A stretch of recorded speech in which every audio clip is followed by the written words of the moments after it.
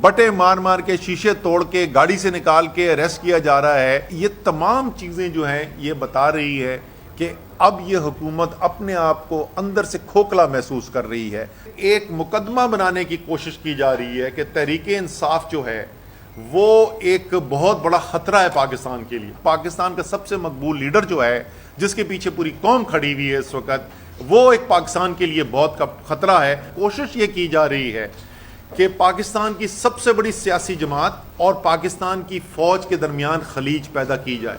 یہ انشاءاللہ تعالی بری طریقے سے ناکام ہوں گے. پاکستان کے عوام کو اپنی طاقت سمجھ میں آ گئی ہے اور بڑا واضح پیغام جا رہا ہے تمام سیاستدانوں کو, تمام قوتوں کو بشمول تحریک انصاف کے, کہ اگر فیصلے ہوں گے پاکستان کے مستقبل کے تو وہ پاکستان کے عوام کریں گے, کوئی اور نہیں کرے گا. مزید خبرن ऐं तफ़सीलात लाइ विज़िट कयो असांजी वेबसाइट www.awamiNewsHD.com ऐं ॾिसंदा रहो अवामी न्यूज़ HD.